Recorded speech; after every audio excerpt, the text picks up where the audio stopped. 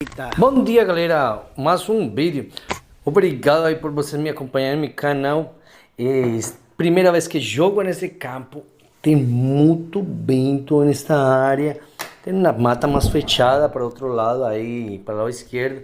Mas nesta Ai, área peguei. vocês podem ver. E o Muito bom. problema é que o vento varia muito. Às vezes é muito intenso, outras vezes é mais leve. Mas muito obrigado aí por acompanhar e estamos juntos.